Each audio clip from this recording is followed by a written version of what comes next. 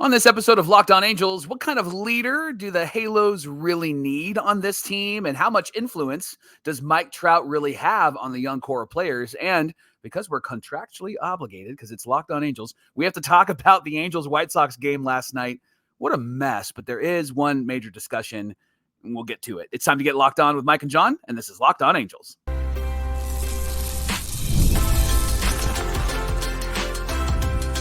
You are Locked On Angels, your daily Los Angeles Angels podcast. Part of the Locked On Podcast Network, your team every day. Thanks for making Locked On Angels your first listen of the day. You can find us anywhere you get your podcasts, including Apple Podcasts, Spotify, and SiriusXM by searching Locked On Angels. And if you'd like to get back to the Super Halo Bros for all the Super Halo content, here's some things that you can do. Leave us a rate and a review on Apple Podcasts. Thank you to those that have done that recently. If you're watching on YouTube, hit that thumbs up button. And if you're not subscribed, please subscribe and become a Locked On Everydayer. And whether you're watching or listening, come over to YouTube, leave a comment. It's one of the best ways to get in touch with us and be a part of the conversation. And this episode of Locked On Angels is brought to you by Booking.com. The right stay can make you a fan of any city. Book today on Booking.com, the official accommodation partner of Major League Baseball. Get the Booking.com app today. Thank you for being here for this episode of Locked On Angels, where it's your team every day. You've got the First Brothers here with you, a.k.a. the Super Halo Bros. My name is John, and that's my brother Mike. And my name is Mike, and that's my brother John, and I have a request of you, John. Can you do something for me?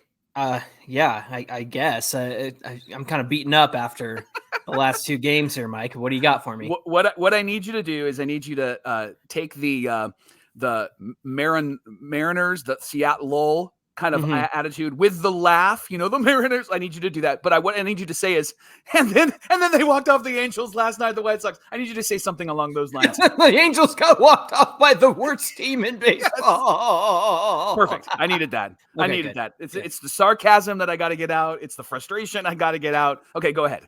Good grief, man. Well, it is our third season covering Angels baseball here on Locked On Angels, and we're wrapping up this season is coming quickly to a close. Yes, mercifully, thankfully, and graciously, it is coming to a close. But we will be here 5 days a week, even in the off season, up until about late December. So we'll be here 5 days a week and then 3 days a week after that. But on today's show, what kind of leader does this team really need? They're in desperate need of one based on last night.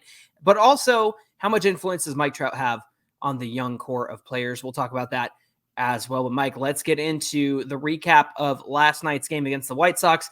The Angels tied the franchise record for most losses in a season with 95 against the White Sox, who are walking the tightrope of 121 losses, setting the worst all-time record. So tomorrow, or I should say today, oh my gosh, it's today. We got to watch it today. Something's going to give. Either the Angels are going to set the all-time franchise loss record, or the White Sox are going to set the all-time MLB loss record, right? Good. That's my thoughts. Yes. Good. Oh, I hear you. Yeah, I hear you. And keep posting those already with the score of the Angels losing memes. I love that. This was a wild game last night, John. Wild in the start. The Angels drew 3 walks and hit a double in the first inning and didn't score. Ward walked, Neto singled, Shawnoel struck out, Neto was caught stealing, Pilar walked, O'Hoppe walked, and then Wagaman grounds out. And then Zach Neto was 2 for 2 in his first 2 at-bats, but he had 3 bad base running mistakes in 3 innings. He had a ball to deep center, and it should have been a double, but he only got a single. Then he got picked off, and then he got caught stealing. John, is this doing too much, or is this good aggression? Where do you fall in that conversation? Look, they had 3 stolen bases on Monday night, and so I understand the urgency that they're trying these things, and it's a good time to try it. As somebody responded like, "Hey, they're not playing for anything, so why not?" And I thought, you know what, that's fair, but it would seem to be meaningful to lose the 95th game and potentially the 96th. I mean, they're going to set the record, Mike. They're going up against the Rangers this weekend, and they've barely swept anybody this season. So to me, to see Neto out there doing that, it felt like it was a lot. It felt like too much. He did end up taking first to third at a different point of the game, which he was later stranded there, of course. Right. But it was a lot of aggression. I'm not sure where it came from. And he was having a great night at the plate as well. So I'm not quite sure what the extra push was for, other than what the heck, I'm going for it. But yeah, too many pickoffs, too many outs on the bases, too many missed opportunities.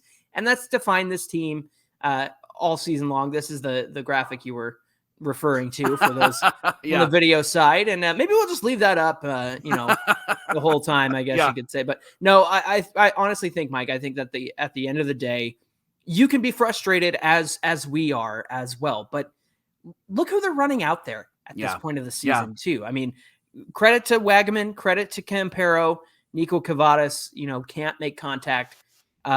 It's that point of the season where there's nobody left. Yeah. And at this point, Kevin Pillar can't hit. Logan O'Hoppe can't hit.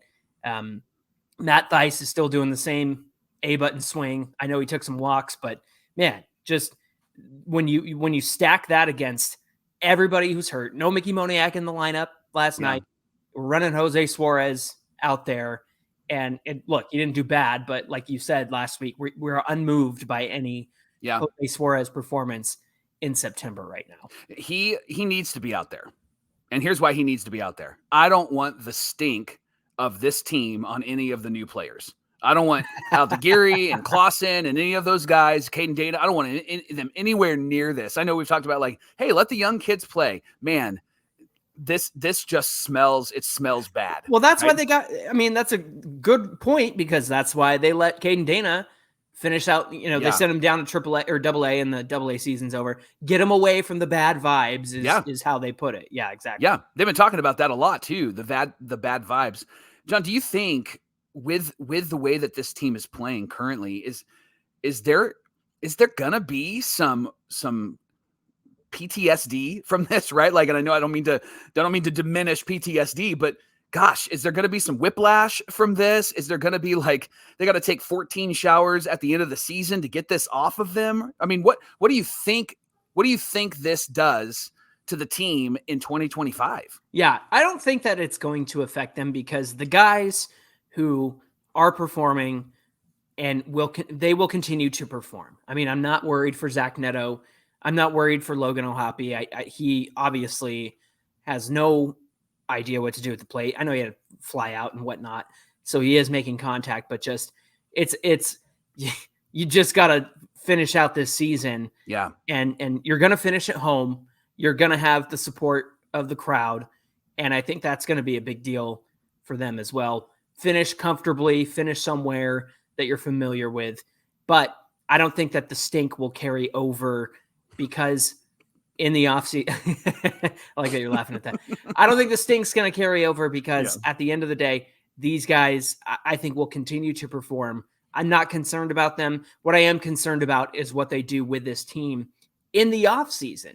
And if you want to inspire your team, remember what everybody said, even though the trades didn't work out, everybody, including Trout and Ohtani and War, like it had a good impact on the club when they made those trade deadline moves. They were all excited about it. Yeah. And it gave a boost to the team. Mike Moustakas mentioned that last year. So if you can inspire your team over the offseason, I think that takes it even further than, I'm not worried about it. It takes it further to, oh, these guys are going to be pumped. These guys are going to be excited.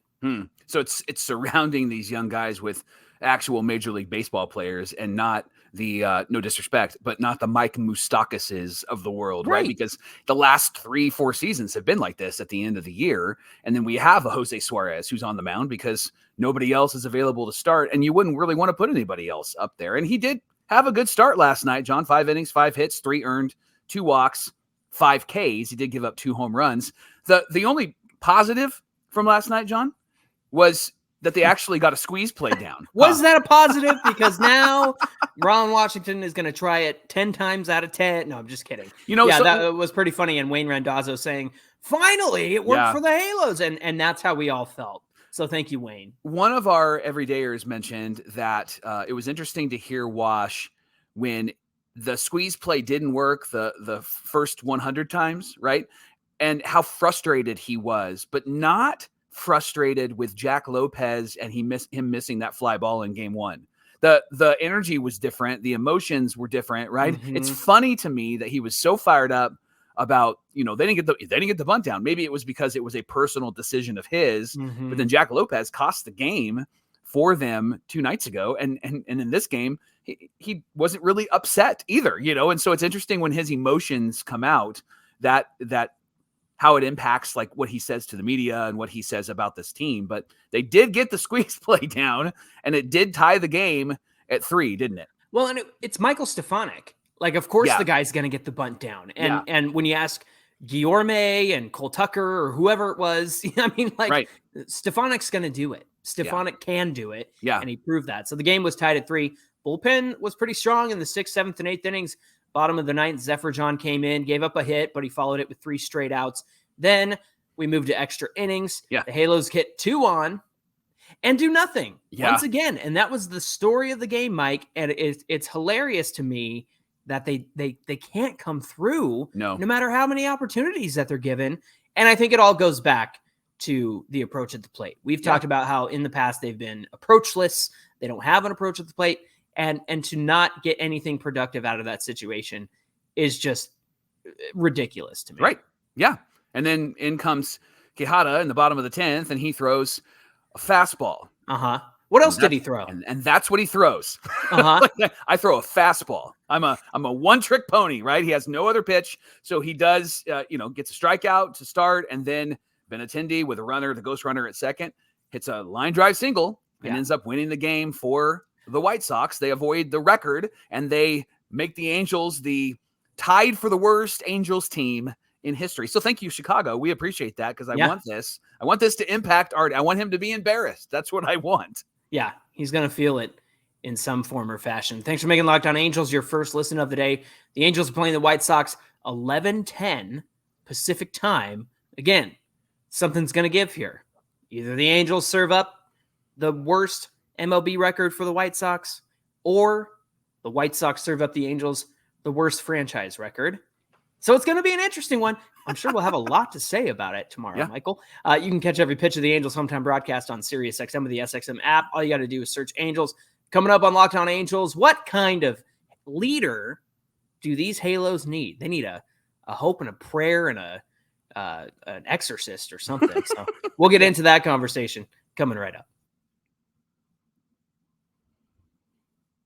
Locked On Angels is brought to you by PrizePicks. It's America's #1 daily fantasy sports app with over 5 million active members. And it's unlike any other sports apps out there. It's just you against the numbers. All you need to do is pick more or less on 2 to 6 player stat projections and watch the winnings roll in. Here's an example of those player projection lineups. You could take Dolphins wide receiver Tyreek Hill for more than 90 yards, maybe Dak Prescott for more than 263 yards, or maybe Josh Allen for less than 240 yards, or CeeDee Lamb for more than 96 receiving yards. That's all you have to do. More or less, pretty easy, especially if you know sports, you know ball. You're going to do very, very well. Just download the PrizePicks app today. Use our promo code LOCKEDONMLB, and you're going to get $50 instantly when you play $5. And it's you. Come on, it's you. You're going to win. So you're going to get an extra $45, and then you're going to get more money. You don't even have to win to get this extra $50, right, Johnny? How's this for sarcastic laugh? Dak Prescott for more than 260 passing yards. Maybe it's 2 interceptions, right? Or one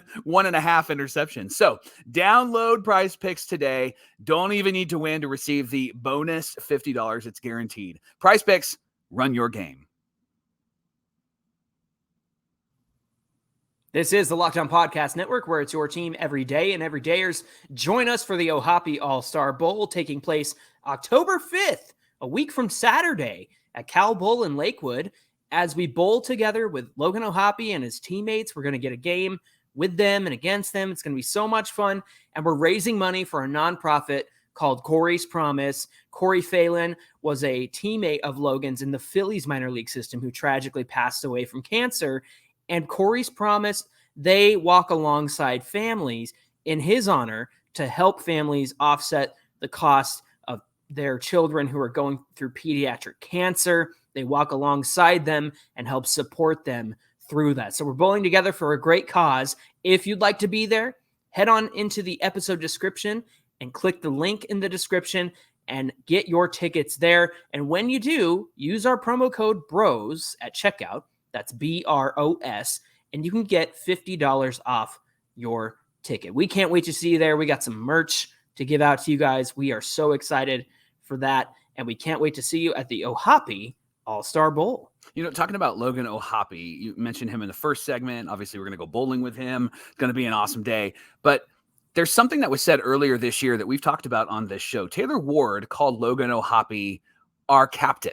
Mm-hmm. Like, he is the captain of this team. In fact, he said, we think that he is the leader of this team. They wholeheartedly believe in him. He's the leader. He's a born leader. Now, TBW, Taylor Blake Ward, did write that wasn't a shot at Mike Trout, but it was a compliment to Logan O'Hoppe. And Angel players have said that Logan has natural leadership characteristics. Now, Trout did hold that position, right? He was that guy that people looked to, especially when he first came up. And there were some questions as to like how he will be with this team. And once Torrey Hunter was gone, it really became kind of Trout's outfield. Albert Pujols was still here, but Trout started to take some of the leadership positions, right? The Trout field, if you will. Yeah. Yes. And so Trout held that position, but his lack of playing time has caused the players to look to others for leadership. So that brings up an interesting question, Johnny, and I would love your thoughts.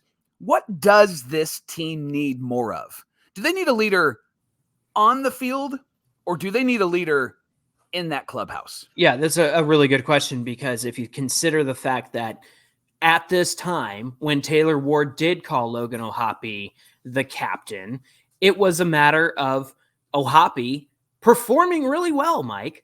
And I think it speaks a lot to what you can do on the field is how you influence the team on the field and behind the scenes. Mike, we've talked about a leader in the clubhouse year after year after year after year, and we go through it all the time. Yeah. And the funny thing is that when it comes down to it, it really has everything to do with the play on the field. I think that's the most important thing, because we've had leader. I would even push back on the thought that Trout was the leader, because for a while he was the so-called quiet leader. He's the guy that, is not talking to people or anything like that, but leading by example is what they'd always say. But it was always Pujols. It was always Upton. It was always this guy, that guy. And to be honest, I think what inspires everybody is play on the field, especially when it's good play on the field. And I think you saw that from Logan O'Hoppe this season. Yeah. I think that the guy who wants to be the leader and he's trying to prove himself, but maybe doing too much, is Zach Neto. And I think last night was an example of that. Can't lose to the White Sox, right? Don't want to tie the record of most losses. So I'm going to do everything that I can. And him doing everything that he can is like the Looney Tunes cartoon with Bugs Bunny. First base, Bugs Bunny. Second base, Bugs Bunny. Shortstop, Bugs Bunny. Third, right? Like, he's trying to do everything. Yeah. He's trying to steal bags. He's trying to get a good lead. He's misreading this. He had an error last night. I mean, the guy, it feels like there's a lot of pressure on him. And I think a lot of that might be his own doing, right? Yeah, and he's young, and so is Logan O'Hoppe. And when you're that age, you want to do everything because you think you can do everything. And don't get me wrong, I think Zach Neto can do everything, but there are nights where you just don't have it. And last night was one of those nights. Yeah, and so I think the difference was a lack of recognition that when you continue to press the issue, you're not making it better. Yeah. You're just making it worse. You're kind of digging yourself in a little bit deeper. But I think you're right. I think that he sees a situation where they're playing the White Sox. They don't want this record on their shoulders. And so he is pressing. He is doing too much. He is trying different things. He's trying a lot of things. And most of the time, I think he has success with that. And last night was one of those nights where, as a leader, you have to recognize that you're not going to, what did I say last week? Brute force. You're not going to brute force success if it's just not going to happen. And again, I think that he was wise to go first to third on that. Like, you could see he was really trying. But I think as a leader, you have the self-awareness enough to recognize that, okay, it's just not happening tonight. And I think that's what happens sometimes. Now, going back to Logan O'Hoppe, I think when you consider, again, how successful he had been earlier in the season, I think that speaks a lot to the play on the field, and it inspires the people in the locker room. And so Yeah, again, I don't think it takes anything away from Trout, but Trout's been there a long time. Yeah. And then the last 5 years, he's not been on the field. And I think that's a big issue in terms of being a leader. Because again, we've had the leader in the clubhouse kind of guy. Right. And maybe that is missing. Maybe that's why this team is struggling.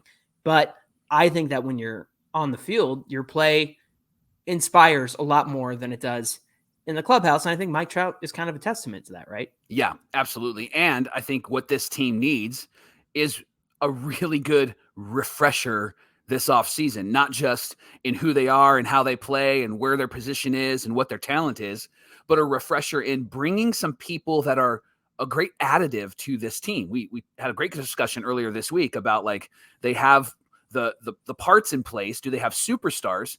I think if you get the right parts this offseason, it will elevate Logan O'Hoppe. It will elevate Zach Neto and possibly even elevate like a Joe Adell or a Nolan Shonowell. Mm-hmm. But what they're trying to do is juggle everything. And you're seeing that in the struggles with O'Hoppe at the plate. I think they're trying to juggle everything. They're trying to figure out how to manage this and the details in that and come through in this moment and come through in that moment. When you look at like the early 2010s, maybe the late 2000s for the Angels, they had the young players, but they also had Torrey Hunter. They had the young players, but they also had the veteran experience of Vladimir Guerrero, right? Mm-hmm. And so that's the thing that this team has missed. And I think that really is a lot of weight on Trout's shoulders and why he's got to be in that lineup and be in there almost every day. It's like we said earlier this week. They have the supporting cast. They have, the B players who take up a lot of the roles, but they need their headliners. They need their superstars. And like I said earlier this week, Trout should be the headliner. He has been the headliner, but he's not on the field. Rendon was supposed to be the headliner, and he hasn't performed.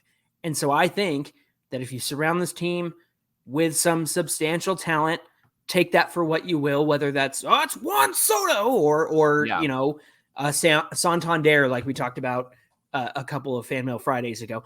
I think that if you surround this young team with good talent, everybody's talent will rise to the occasion, and I think it's going to elevate everybody's game.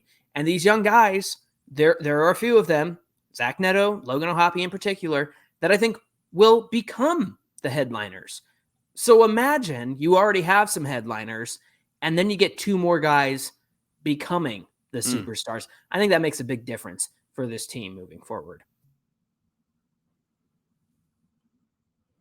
Locked On Angels is brought to you by Booking.com. Booking.yeah, you can explore U.S. cities that you've always secretly wanted to learn more about with hotels, bed and breakfast, vacation rentals, resorts, so much more on Booking.com. You just might find the perfect stay, and maybe it's time to taste test the food there. Maybe it's time to taste test some of the fun in those cities. Maybe it's time to stretch your imagination and go to some of these cities, especially during the postseason. The Angels aren't in, so maybe we can root for other teams. Maybe it's Philadelphia. Maybe you go to Philadelphia and root for the Phillies, or maybe you go to Philadelphia and root for the Phillies, just right? Just go down the 5 to San Diego. Do that. You could do that too. That'd be great. This is all possible with Booking.com. You can find the right stay anywhere. They got a wide variety of choices across the United States. So no matter where you go or who you're rooting for this postseason, Booking.com can make you a fan of any U.S. city. Booking.com, Booking.yeah. All right, Mike. Speaking of Mike Trout, we talked about his leadership, what that's been like the last few years, but there is something that he's been doing since he hasn't been on the field with an injury. He's been very intentional in supporting the young players. During the first weekend, when Caden Dana got called up, this is a great story that they shared on the broadcast, and I think even Rhett Bollinger wrote about it in his newsletter. Trout picked up Caden Dana and drove him to the ballpark, and he said that they typically have a hotel that they get into their cars or they shuttle back and forth, but Trout said he wanted to give him a lift. He said a lot of guys that come up, they're walking on eggshells. I think for me to be able to calm them down a little bit, it's having a conversation with Caden just to get to know him. I thought that was a really cool thing of Trout making himself useful in a season where he has not been able to be useful on the field, right? Trout's also been thoughtful and intentional with the young guys, the young core of stars on the Halos. Trout said that I've had a lot of great conversations with the younger guys too, like O'Hoppe and Neto, on how to be true Major League Baseball players. He said at the beginning of the season, they're going through some things that he wasn't there, Rendon wasn't there. And so he said he's been able to be present and help them to get out of some of the bad habits they've created for themselves, some of the struggles that they've created for themselves. And he said how to stay of one mind is what the ultimate goal is. Trout also said that a lot of things go through your head when you're sitting on the bench watching your teammates play. He said he wants to support the young guys the best way that he can until he can get back out there. John, do you think that this has played a major role in the development of some of these young guys, this being Trout spending time having conversations behind the scenes? There's a lot of things that we can't see as fans of this team.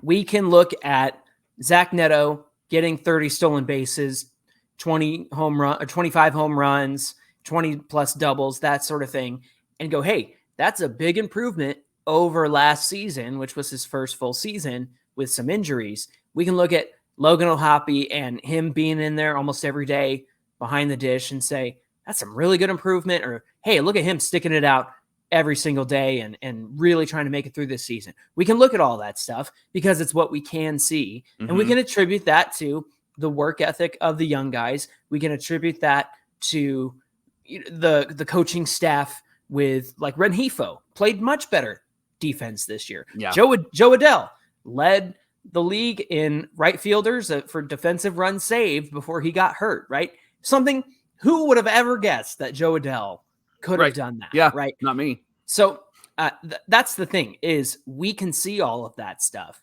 but we can't see the mental side of it no matter how much we want to. Does it come out during a game? Absolutely. We talk about that over and over with Patrick Sandoval. We talk about that with Reed Detmers. We can see how the game gets inside Zach Neto's head as well. But when it comes to the day-to-day stuff and how to be a baseball player, a professional Major League Baseball player, who better to learn from than Mike Trout, who's had his shares of ups and downs. And, the beginning of his career was pretty great. I know they didn't make it in 2012. We got robbed because the Tigers had a better record than they had a worse record. Yeah. But first place in the Central, even though our record was just terrible. They got robbed in 2012. 2013 was a bad year for the Angels. Playoffs, disappointment, and then not making it back since then as the team slowly declines. Trout's been through tragedies, his own personal tragedies with family, tragedies on the field with teammates like Tyler Skaggs. Who better to learn from and how to deal with the ebbs and flow of baseball and life at that juncture, right? Yeah. Who better to learn from than Mike Trout, right? Yeah. And he is going to have an impact, John. And I think we're going to see his impact possibly next year, but I think in 2026. I think that we're going to see the influence, the wisdom, and the impact of Mike Trout behind the scenes in those seasons. Because right now, quite honestly, this team is just a mess. It's chaotic, right? And you think about who's not in the lineup. Adell's not in the lineup. Moniak's not in the lineup. Rengifo's not in the lineup. There's a lot of good bats that aren't in the lineup. It's why it's so frustrating that they can't come through. They didn't come through a lot this season, but they can't come through even more now when they have to come through and try to avoid the worst season in Angels history. But I think that we're going to see the words and the wisdom of Mike Trout really impact this team in a tangible way in the beginning of next season. But I think it's really going to come to fruition in 2026. Yeah, I hear you on that. And I think, are you alluding to the fact that these guys are becoming more mature with every season? I think their maturity is going to develop, and they're going to then hear Mike Trout and then listen to Mike Trout. Because I'm not saying that they're not, but I do think that all of these things are coming at them all at the same time. And I think what we saw again with Zach Neto last night, just trying to do too much, having to handle too much, having to focus on too much. And I think that they're going to begin to go, oh, you know this with what you do, with what I do, growing up, being older men now. Like there are moments where you're like, oh, why did I do it that way? Mm-hmm. Now it's so simple. It's so easy now. It's very, very practical now. It's very clear now, right? And I think the wisdom that has been absorbed by these players, once they can clear their heads and get the stink of this season off of them, I think that they're going to have an opportunity to go, oh, I remember this, and I remember this conversation, and this situation, or even on the field, coming through here, making contact and hitting it that. I think some of those things are going to start hitting, and I think a lot of that is going to be because of these really important conversations with Trouty. Yeah, absolutely. I think, you'll see his influence continue to help these guys out a whole bunch. And I really hope that he can be on the field because they absolutely need that from a playing standpoint. Again, the mental side of things is something that we can't even begin to understand what these guys go through on a day-to-day basis. And I know that we've been frustrated with Reed Detmers, but when you go back to the conversation he had at the beginning of the season where he said, getting called up when you're young that quickly is tough because you got to know, how to get a rental car and how to do this and what hotel to book. And it's just stuff like that we don't think about. And so that's a small detail in the larger scheme of things in terms of what these guys go through. But again, we can't begin to see the mental side of things. I think Trout is just honestly doing everything that he can in a season where he cannot be on the field. I don't blame him for that. I know he's frustrated. And at this point, this is the best that he can do right now. Thanks for making Locked On Angels your first listen of the day. Now for your second listen, check out Locked On MLB. You can find it on YouTube or wherever you get your podcasts. And it's a part of the Locked On Podcast Network, where it's your team every day. Hey, give us a follow at Super Halo Bros on Twitter and Instagram, and at Locked On Angels on Twitter. If you're watching or listening to this show, come on over to YouTube, find today's episode, get in the comment section. It really helps us out. Mike, what do we have on deck for tomorrow's show? It's Fan Mail Friday. Here's what I would love for you to share with us. I know that we can get frustrated with this team. I know that it's easy to go, DFA that guy, right? I get all of that. What would you say to this team right now, suffering through the worst? It's going to be the worst season in Angels history. Hold on. What would you? There we go. What would you say? Artie's back on the screen for those on the audio side. What would you say to this team? What words would you say? What encouragements would you say? What would you communicate to this team? That's what we want to hear from you. So you can comment below. You can send us a direct message. You can tweet at us. You can message us on Instagram, comment. All of that. Fan Mail Friday tomorrow on Locked On Angels. I'm having a lot of fun with this Artie picture on the video side. I feel like I'm raving with that Artie picture. That's right. All right, friends. We hope you'll come back and join us tomorrow. Until then, my name is John, and that's my brother Mike. And my name is Mike, and that's my brother John. Thanks for being here with us, everybody, and we'll see you back here on Friday. Artie Moreno. Artie Moreno.